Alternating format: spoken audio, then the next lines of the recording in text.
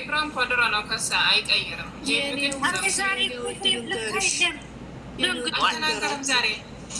ነገራችሁ ልጆቹ ሁለቱም ሆነ ደንዝዘዋል። ዋናይቱ መሻክል የምትፈጥረው ከባለቤቱ ዋናይቱ መሰሪ ዋናይተኛው እንኳን ሲጀመር ሀፍራሹ ነው ሲያደር የቆበዋን አብረሽ አብሽ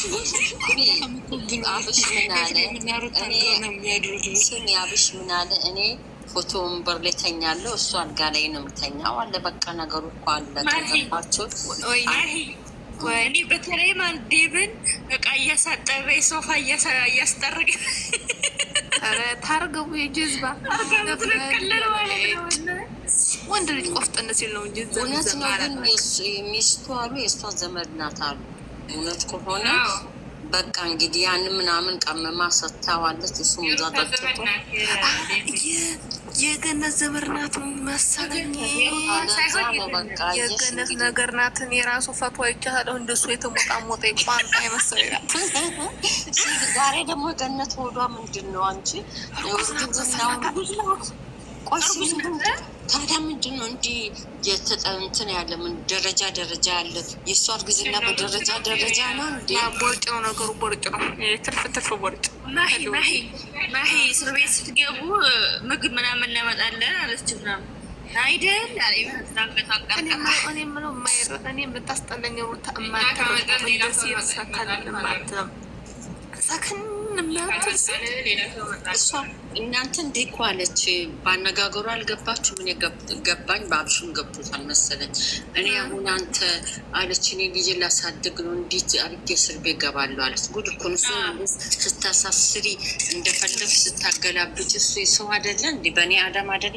እኔ እንደውም ዳኒ ከከፈተ አልኩኝ ላይፍ ገብቼ ወላ ይናገራለሁ። በደንብ አድርጌ ነው የምናገር። እችን የአንተን ጓደኛ ለዋለሁ እንትን ውሰዳት፣ ጸበል ውሰዳት ወይም የሆነበት ቦታ ወላሂ ለዋል አማኔል ውሰዳት ወይም እለዋለሁ ኤፍሬምን አግብታ አዛውረፍ ብላ ቁጭ ትበል።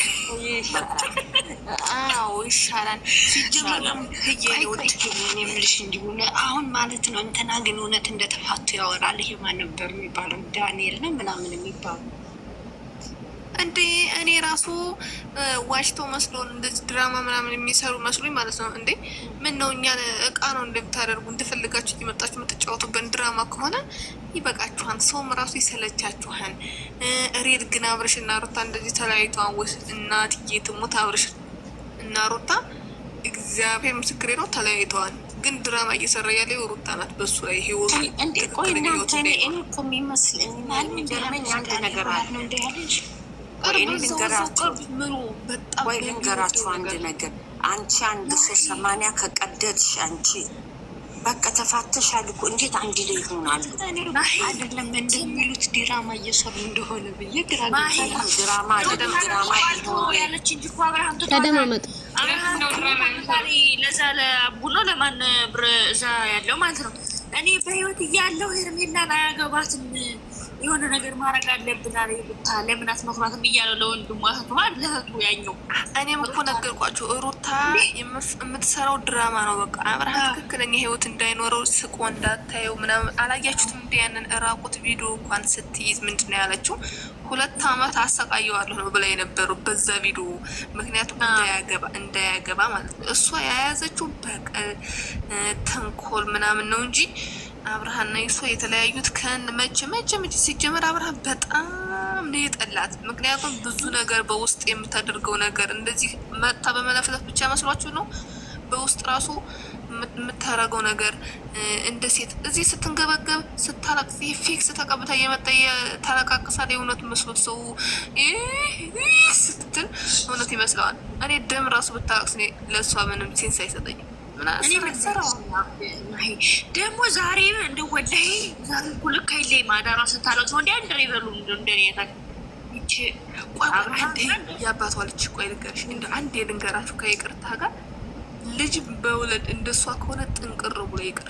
ለአንድ ልጅ ይሄን ልንገራችሁ፣ ለአንድ ልጅ ይህን ያህል እየሰራ አብርሽም ቢሆን ዝንጥ አድርጎ ያኖረው ነበር። ሰላም ያልሰጠችው እሷ እንጂ በፍቅር እየተከባበረ ልጇን በስነ ስርዓት ብታሳድገው ምን አለ ገርጥቶ ዝም ብላ የማን የአብርሽን ቄጥ ለቄጥ እየተከተለ ይሄን የመሰለ ልቁን ሲጀመር የኔ ቤት ጎዳና ላይ የሚኖሩት ልጆች አሉ ይሻል እሱን ነው የሚመስልኝ። ትናንታው እየነገርኩሽ ነው የሴትነት ባህሪ ልጁን ቄብላ ሳጣችሁ ወላሂ እናንተ ምላሱ ልጁ ራሱ እናንተ አስተያየቱ ታውቃላችሁ። ተጣሙ አብርሃም ልውታ ለለው አታስብም። አብርሃም በምን ላጥምደው? አብርሃምን በምን ልጣለው? አብርሃምን በምን ላስለቅሰው ነው እንጂ ሀሳብ እኮ ልጄን እንዳርግለት ለልጄ ሊመገብ ይጠቅመዋል። ይሄ ይጠቅመው አንድ ቀን አስበው አታውቅም እኮ ቆያ ባሳይ ልንገርሽ ጨረስሽ ምናምን አብርሽን ነው ታርጌት አርጋ የምትሮጠው። ሌሊትም ተነስታ ቻፒስቲክ ተለቅልቃ ይሄን ዳ የገባ የሺኤን 30 ብር ሺኤን ሱሬና እንትን ቀሚስ እየተለብሳለኝ ቀጥታ አብርሽን በምን ላጥምደው? ዛሬ አሁን በምን ላድርገው ነው?